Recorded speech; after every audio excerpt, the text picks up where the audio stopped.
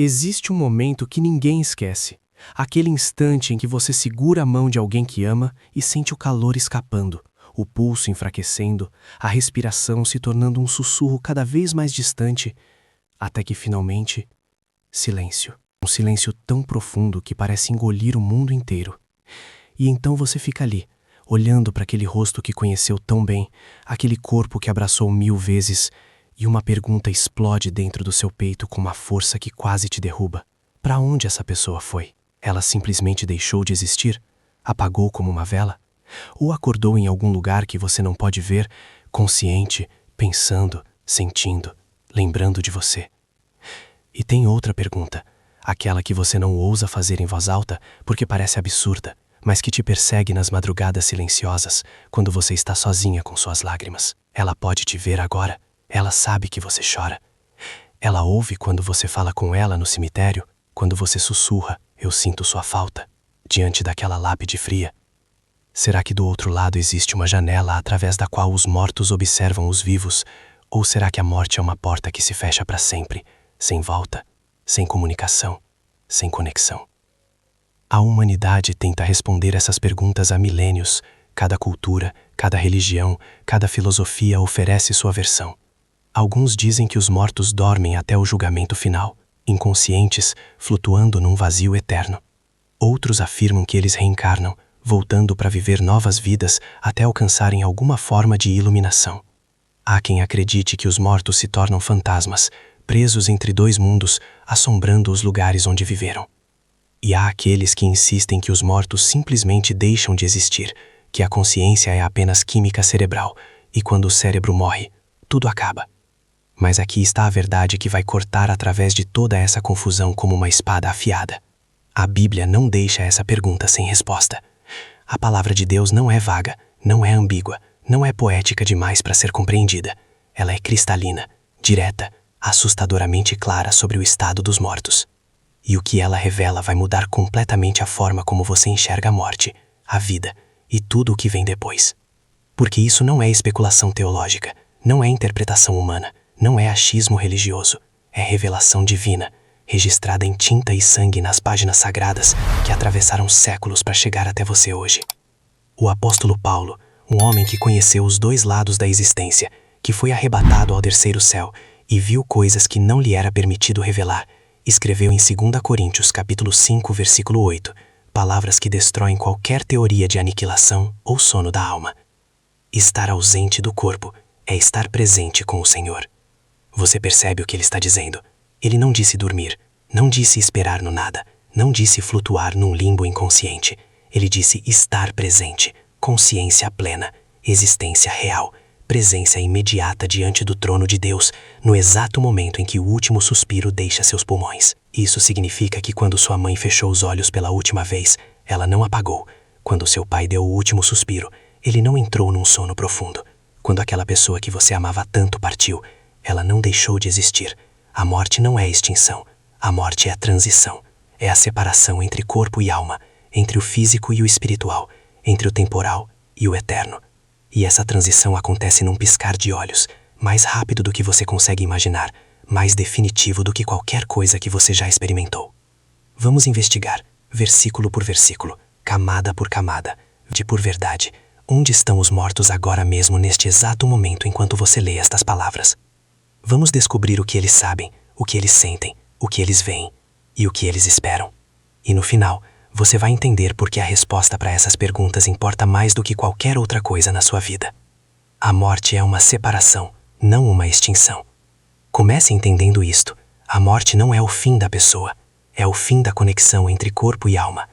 Quando Deus criou o homem, ele formou o corpo do pó da terra e soprou em suas narinas o fôlego de vida, e o homem se tornou alma vivente. Você não é um corpo. Você não é apenas carne, ossos e química. Você é uma alma eterna, habitando temporariamente numa tenda física que está se deteriorando a cada dia que passa. E quando essa tenda finalmente desmorona, quando o coração para de bater e os pulmões param de respirar, a alma não morre com o corpo, ela se separa dele.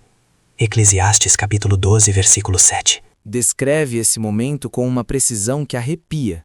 O pó volta à terra de onde veio, e o espírito volta a Deus que o deu. O corpo apodrece, a carne se decompõe, os ossos se transformam em pó. Mas a alma, essa centelha eterna que Deus soprou em você, essa continua.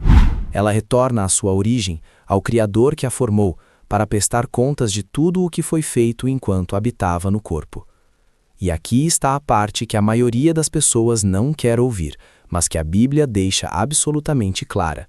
Essa separação tem 2 destinos possíveis, e não há meio termo, não há zona cinzenta, não há purgatório onde você pode esperar e torcer para que alguém ore por você até que você seja promovido para o céu. Existe o céu e existe o inferno. Existe a presença de Deus e existe a separação eterna de Deus. Existe alegria indescritível e existe tormento inimaginável. E o destino da sua alma é determinado não depois da morte, mas antes dela, pela única escolha que realmente importa: o que você fez com Jesus Cristo. Para o salvo, que colocou sua fé em Jesus, que se arrependeu dos seus pecados e entregou sua vida ao Salvador, a morte é libertação instantânea. É como tirar uma roupa velha e suja e vestir vestes de glória. É como sair de uma prisão escura e entrar num palácio de luz. Paulo descreve isso em Filipenses capítulo 1, versículo 23, quando diz que partir e estar com Cristo é muito melhor. Não é sono, não é inconsciência, é estar imediatamente na presença do Rei dos Reis, livre do peso da carne, livre da tentação, livre do sofrimento, livre de tudo que te prendia neste mundo caído. Mas para o perdido, para aquele que rejeitou Jesus, que viveu para si mesmo, que ignorou os avisos, que desprezou a graça, que disse depois, até que não houvesse mais tempo, a morte é despertar aterrorizante. É abrir os olhos num lugar onde não há luz, não há esperança, não há segunda chance. É entender, tarde demais, que todas aquelas advertências eram verdadeiras, que o inferno não é metáfora, que a eternidade não é exagero, que a justiça de Deus não é negociável. E não existe apagão, não existe pausa, não existe vou dormir até o julgamento final e então verei o que acontece. A transição é instantânea. 1 segundo você está aqui, respirando, pensando, sentindo. No próximo segundo, você está lá, plenamente consciente, completamente acordado, absolutamente ciente de onde está e por que está ali. A morte não apaga a consciência. Ela remove o véu que a ocultava. Os mortos estão plenamente conscientes. E isso nos leva à segunda verdade que vai explodir muitas teologias confortáveis, mas falsas. Os mortos não estão dormindo. Eles estão mais acordados do que você está agora. A morte não diminui a consciência, ela a intensifica. Ela remove todas as distrações, todos os ruídos, todas as ilusões que nos mantêm ocupados aqui na Terra. Do outro lado, não há como fugir da realidade. Não há como se distrair, não há como fingir que tudo está bem quando não está. Jesus contou uma história em Lucas capítulo 16 que não era parábola, não era ilustração criativa, eram nomes reais, lugares reais, experiências reais. Ele falou sobre um homem rico que viveu em luxo, vestindo púrpura e linho fino, banqueteando-se todos os dias. E havia um mendigo chamado Lázaro, coberto de chagas, que ficava à porta do rico desejando comer as migalhas que caíam da mesa. Os cães vinham lamber suas feridas. 2 homens, 2 destinos, 2 eternidades. Ambos morreram. Lázaro foi levado pelos anjos ao seio de Abraão, um lugar de consolo e paz. O rico foi para o Hades, o lugar de tormento. E aqui está o detalhe que destrói qualquer teoria de sono da alma. O rico, no tormento, levantou os olhos e viu Abraão de longe, e Lázaro ao seu lado. Versículo 23. Preste atenção em cada palavra. Ele viu. Ele reconheceu, ele lembrou, ele sentiu. Ele não estava dormindo, ele não estava inconsciente, ele não estava flutuando num vazio sem pensamentos. Ele estava plenamente acordado, plenamente ciente de onde está e do que havia perdido. Ele viu Abraão, um patriarca que havia morrido milhares de anos antes, e o reconheceu instantaneamente. Ele viu Lázaro, o mendigo que ele havia ignorado na terra, agora consolado no seio de Abraão. E ele sentiu sede. Ele sentiu dor, ele sentiu remorso tão profundo que o fez clamar por misericórdia. Pai Abraão, tem misericórdia de mim, e manda que Lázaro molhe a ponta do dedo em água e refresque a minha língua, porque estou atormentado nesta chama. Versículo 24. Você consegue ouvir o desespero nessas palavras? Você consegue sentir a agonia de um homem que finalmente entendeu, tarde demais, que suas escolhas na terra determinaram seu destino na eternidade. Ele não pediu para sair do Hades. Ele sabia que isso era impossível. Ele apenas implorou por uma gota de água, um momento de alívio, um segundo de pausa no tormento. E a resposta de Abraão é ainda mais devastadora. Filho, lembra-te de que recebeste os teus bens em tua vida, e Lázaro, males.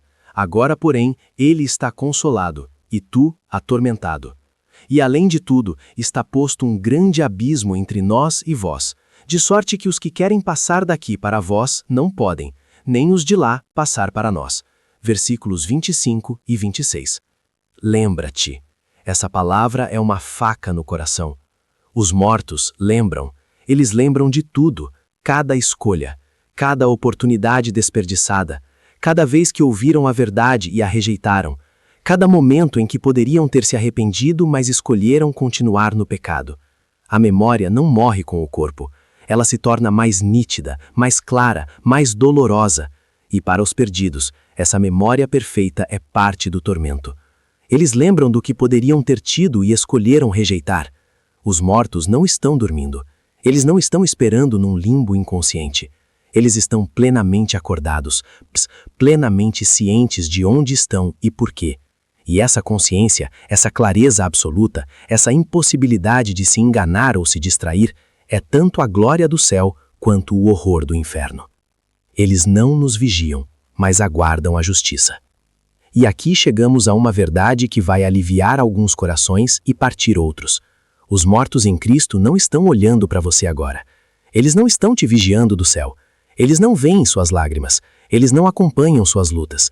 Eles não assistem sua vida como se fosse um filme. E isso não é crueldade, é misericórdia.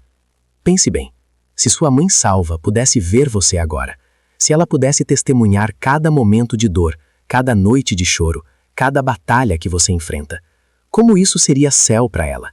Como ela poderia estar em alegria perfeita sabendo que você está sofrendo? Como ela poderia adorar em paz enquanto te vê tropeçar e cair? A verdade é que Deus, em sua infinita sabedoria, separou os mortos dos vivos não apenas fisicamente, mas também em termos de consciência e foco.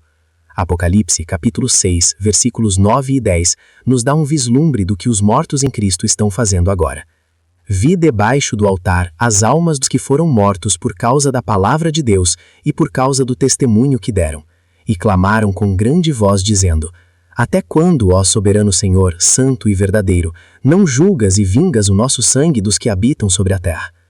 Você vê onde está o foco deles? Em você. Não está nas preocupações terrenas, não está nos problemas temporais. Está em Deus, na adoração, na justiça, na espera pelo dia em que toda injustiça será corrigida, todo mal será julgado, toda lágrima será enxugada. Eles estão diante do trono, não diante de uma janela olhando para a terra. Eles estão na presença do Rei, não monitorando a vida dos que ficaram para trás. E isso traz um alívio profundo quando você realmente entende. Significa que eles não veem suas falhas, não testemunham seus momentos de fraqueza, não ficam desapontados quando você tropeça. Não há vergonha diante deles agora, não há julgamento, não há decepção, porque eles estão focados em algo infinitamente maior do que qualquer drama terreno, a glória de Deus e a promessa da ressurreição. Mas isso também traz uma urgência que não pode ser ignorada. Se eles pudessem falar com você agora, se houvesse uma forma de comunicação entre os vivos e os mortos em Cristo, o que eles diriam? Eles não falariam sobre saudade, não falariam sobre memórias, eles falariam sobre preparação. Eles gritariam: Você está pronta? Você tem certeza da sua salvação? Você está vivendo para a eternidade ou desperdiçando sua vida com coisas que não importam? Porque eles aguardam o dia em que toda a família de Deus será reunida. Eles aguardam a ressurreição dos corpos. Eles aguardam o momento em que Jesus voltará e chamará todos os seus para casa. E a pergunta que queima no coração deles não é como você estará lá quando eu estiver? Existe um abismo intransponível. Voltemos àquela história devastadora em Lucas 16, porque há um detalhe ali que precisa ser gravado no seu coração com ferro em brasa. Além de tudo, está posto um grande abismo entre nós e vós, de sorte que os que querem passar daqui para vós não podem, nem os de lá passar para nós. Versículo 26. Um grande abismo, fixado, intransponível. permanente. Não há ponte, não há barco, não há forma de cruzar. Entre os salvos e os perdidos existe uma separação que nem Deus mesmo atravessa depois da morte. Não porque ele não possa, mas porque a justiça exige que as escolhas feitas na vida determinem o destino na eternidade. A morte sela o destino. Não há segunda chance, não há negociação, não há deixa eu tentar de novo. E isso significa algo que vai destruir toda a indústria do espiritismo, toda a prática de mediunidade, todo o conceito de comunicação com os mortos. Se há um abismo intransponível, se nem os salvos podem visitar os perdidos, nem os perdidos podem visitar os salvos, então quem são essas almas que aparecem em sessões espíritas? Quem são esses espíritos que falam através de médiuns? Quem são essas presenças que as pessoas juram ter sentido ou visto? A resposta é tão clara quanto aterrorizante. São demônios. Espíritos enganadores, anjos caídos que conhecem detalhes sobre os mortos porque estiveram presentes durante suas vidas. Eles sabem como sua avó falava. Eles sabem que apelido seu pai te chamava. Eles sabem segredos de família que ninguém mais conhece. E eles usam esse conhecimento para se passar pelos mortos, para enganar os vivos, para abrir portas espirituais que nunca deveriam ser abertas. 2 Coríntios capítulo 11, versículo 14 nos adverte: o próprio Satanás se disfarça de anjo de luz. Se o diabo pode se passar por anjo, seus demônios certamente podem se passar por seus entes queridos. E eles fazem isso com um propósito: te afastar da verdade, te prender na ilusão, te fazer acreditar que pode haver comunicação quando Deus claramente proibiu. Deuteronômio capítulo 18, versículos 10 a 12, não deixa margem para dúvida. Não se achará entre ti quem faça passar pelo fogo o seu filho ou a sua filha, nem adivinhador, nem prognosticador, nem algoreiro, nem feiticeiro, nem encantador, necromante, nem mágico, nem quem consulte os mortos, pois todo aquele que faz tal coisa é abominação ao Senhor. Consultar os mortos é abominação. Não é inofensivo. Não é apenas buscar consolo. Não é manter a conexão. É abrir a porta para o demoníaco. É convidar engano para dentro da sua vida. É trocar a verdade de Deus pela mentira do inimigo. E as consequências são devastadoras, não apenas espiritualmente, mas emocionalmente e psicologicamente também. Porque você nunca encontrará paz verdadeira numa mentira, não importa quão confortável ela pareça. Então, se você já foi a um médium, se já tentou falar com alguém que morreu, se já participou de sessões espíritas ou práticas similares, você precisa entender. Você não falou com seu ente querido, você falou com um demônio que conhecia seu ente querido.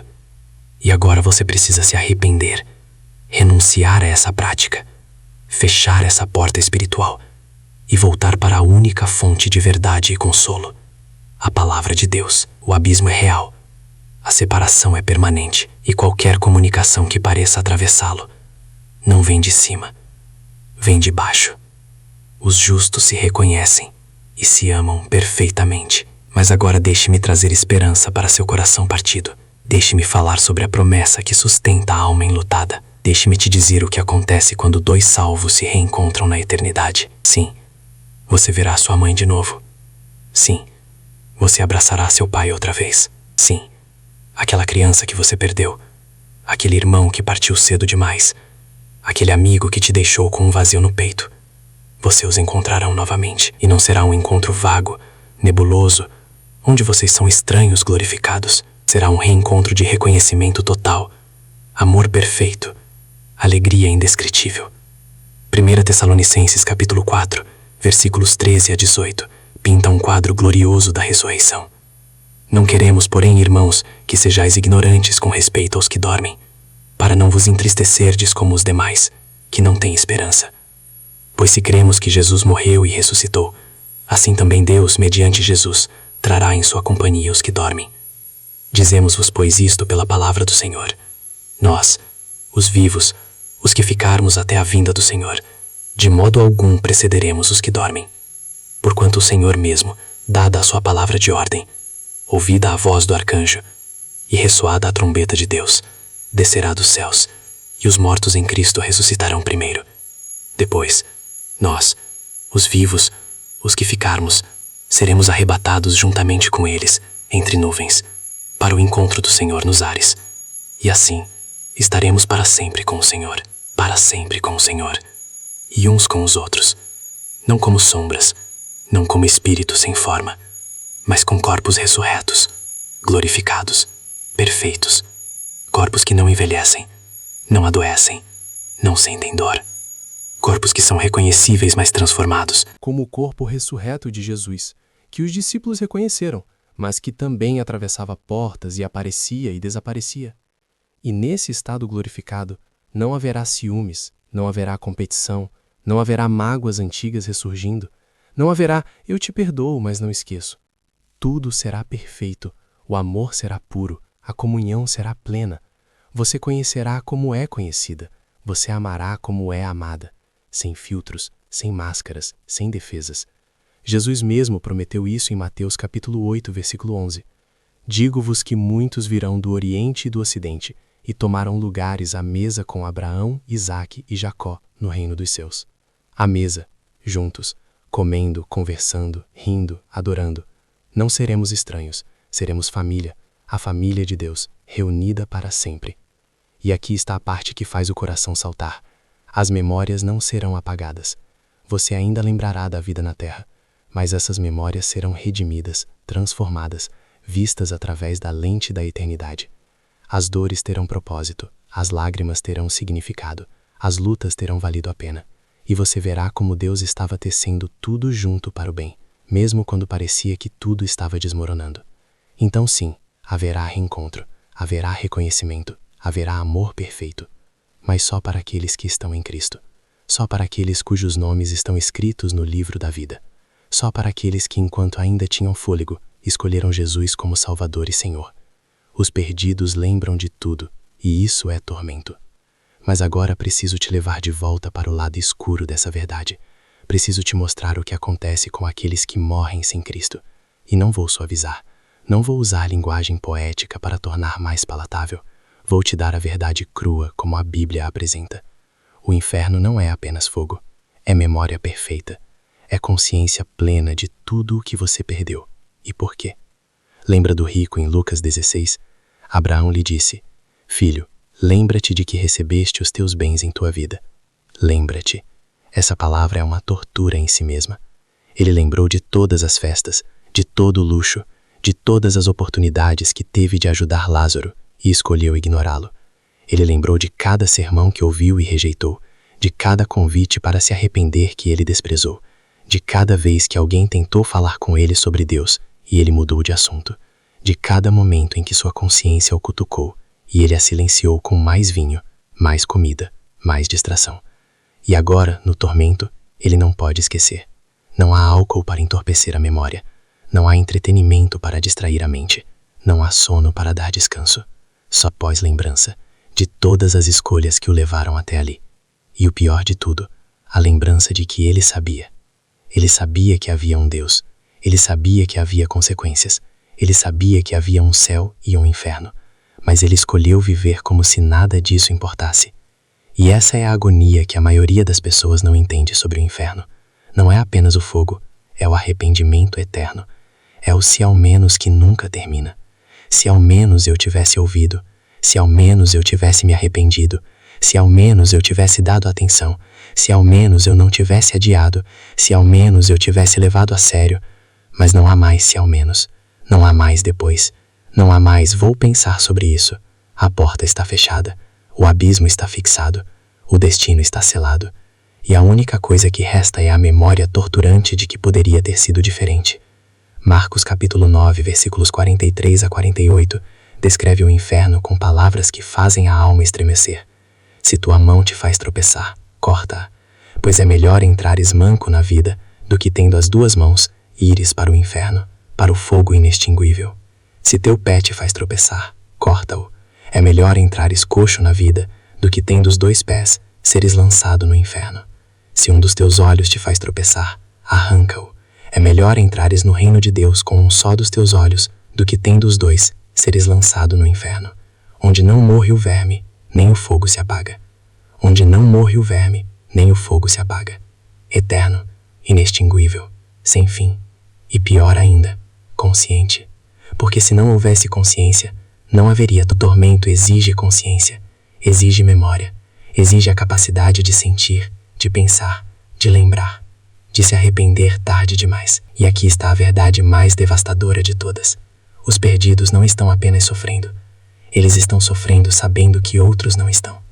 Eles veem como o rico viu. O contraste entre onde estão e onde poderiam estar. Eles sabem que existe um céu. Eles sabem que existe alegria. Eles sabem que existe paz. E eles sabem que nunca, jamais, em toda a eternidade, experimentarão isso. Essa é a solidão eterna. Não apenas estar separado de Deus, mas estar separado de tudo que é bom, tudo que é belo, tudo que é verdadeiro, tudo que traz alegria. E estar plenamente consciente dessa separação para todo o sempre. O maior desejo dos mortos perdidos é avisar os vivos. E agora chegamos ao ponto que deveria fazer cada pessoa viva cair de joelhos em arrependimento. Sabe qual foi o único pedido do rico em Lucas 16 depois que Abraão negou seu pedido por uma gota de água? Ele não pediu para sair do inferno. Ele sabia que isso era impossível. Ele não pediu alívio para si mesmo. Ele sabia que não haveria. Ele pediu algo que revela a profundidade do seu desespero e a clareza da sua nova perspectiva. Rogo-te, pois, ó Pai, que o mandes à casa de meu pai, porque tenho 5 irmãos, para que lhes dê testemunho, a fim de que não venham eles também para este lugar de tormento. Versículos 20 e 28. Você entende o que acabou de acontecer? No meio do seu próprio tormento, no meio da sua própria agonia, a primeira e única preocupação dele foi com os que ainda estavam vivos. Ele não estava pensando em si mesmo, ele estava pensando nos irmãos. Ele estava desesperado para que alguém os avisasse. Ele estava implorando para que alguém fosse até eles e dissesse: isto é real, o inferno é real, arrependam-se enquanto ainda há tempo. Mas a resposta de Abraão é tão final quanto devastadora. Eles têm Moisés e os profetas. Ouçam-nos. Em outras palavras, eles têm a Bíblia. Eles têm a palavra de Deus. Eles têm tudo o que precisam para saber a verdade e fazer a escolha certa. E se eles não ouvirem a palavra, não ouvirão nem mesmo alguém que ressuscitasse dos mortos. E isso foi profético, porque Jesus ressuscitou dos mortos e ainda assim milhões o rejeitam. A evidência está aí, a verdade está disponível, a mensagem está clara, mas as pessoas escolhem ignorar, escolhem adiar, escolhem viver como se não houvesse consequências eternas. Mas se os mortos perdidos pudessem gritar para você agora, se houvesse uma forma deles atravessarem aquele abismo apenas por um segundo para falar com você, eles não falariam sobre saudade, eles não falariam sobre memórias felizes, eles gritariam com toda a força que lhes restasse: não venha para cá, arrependa-se, creia em Jesus, não ignore os avisos, não adie, não brinque com sua alma, não jogue com a eternidade. Eles implorariam para que você levasse a sério o que eles levaram como piada. Eles suplicariam para que você não cometesse o mesmo erro que eles cometeram. Eles chorariam lágrimas de desespero, sabendo que você tem o que eles não têm mais: tempo, oportunidade, escolha. Mas você não precisa ouvir dos mortos. Você tem algo melhor. Você tem a palavra viva de Deus. Você tem o testemunho de Jesus Cristo. Você tem o Espírito Santo convencendo você neste exato momento. E a pergunta é: você vai ouvir ou vai ignorar até que seja tarde demais? Então, onde estão os mortos agora? Eles estão acordados. Eles estão conscientes. Eles estão esperando. Os salvos aguardam a ressurreição gloriosa, o retorno de Cristo, a reunião eterna com todos os que amam a Deus. Eles estão na presença do Senhor, adorando, descansando, antecipando o dia em que receberão corpos glorificados e viverão para sempre na Nova Jerusalém, onde não haverá mais morte, nem luto, nem choro, nem dor. Os perdidos aguardam o julgamento final, o grande trono branco onde todo joelho se dobrará e toda língua confessará que Jesus Cristo é Senhor. Eles aguardam o momento em que serão lançados no lago de fogo, a segunda morte, a separação eterna de tudo que é bom. E eles estão plenamente conscientes, plenamente cientes, plenamente aterrorizados com o que está por vir. E você? Você está construindo para o reencontro ou para o arrependimento eterno? Você está vivendo para a glória ou para o tormento?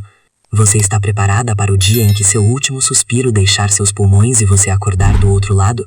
Porque esse dia está chegando. Não é se, é quando. Hebreus capítulo 9, versículo 27, não deixa dúvida.